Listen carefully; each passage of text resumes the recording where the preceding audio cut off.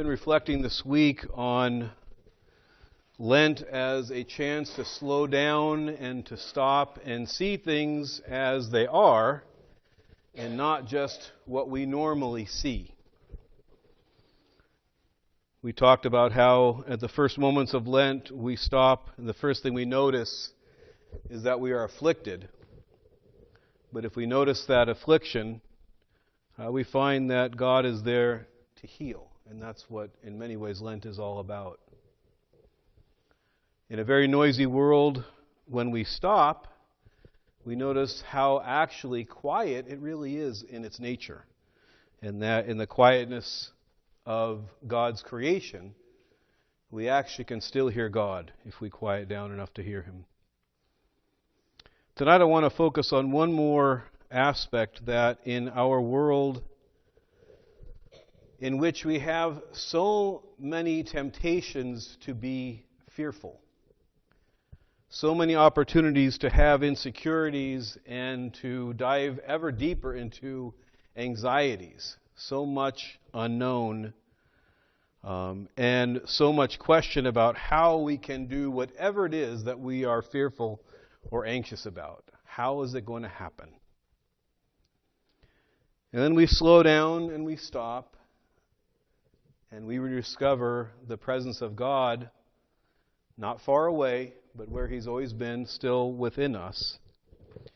And what we find as we sing over and over again in one of the hymns that we sang in this beautiful Compline service, in our world that seems to be filled with fear and want and our own insecurities, what we find is help.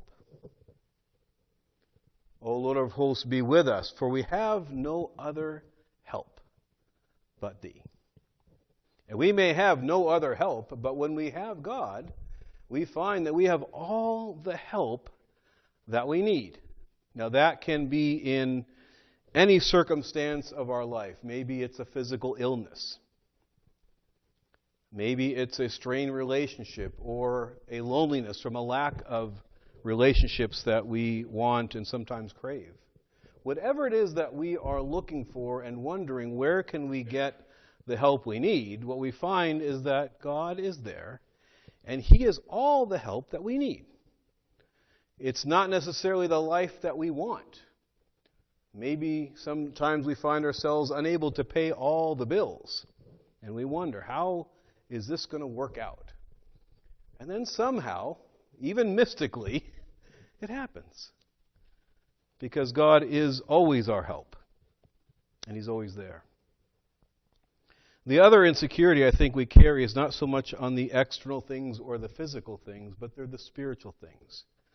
They're the struggles that we wonder, can we ever really go from sin to righteousness? Can we ever go from our dependence on sin to a dependence on God?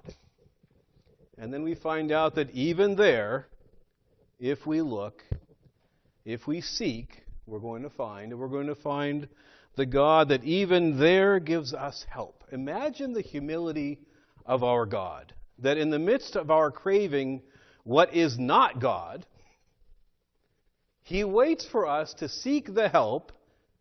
It's the only help we really need, but even in the midst of our wanting and seeking, sometimes craving our sin, if we just stop and look, we find that He's all the help that we need. In fact, what we find out is all of our seeking after sin, all of our experienced dependence upon what we all cling to as sin, turns out to be just a misguided search for what we were never ever going to find in sin, but that we were only going to find the help we need in God Himself. So we have no other help than Him. But He's all the help that we need for all things. So let us continue our Lenten journey, repenting from our old ideas and all of our confusion in this loud, fast-paced world, and slow ourselves down to realize that God is there giving us everything we need. God bless you as we continue our journey. Tomorrow we will not have part 3 of the canon, but we will have the Liturgy of the Sanctified Gifts. in many ways a sustenance for us as we go through this first week of the fast. If you're planning on receiving communion, try to fast as much as you can from an early lunch, a light lunch if you can. Do whatever you can do physically.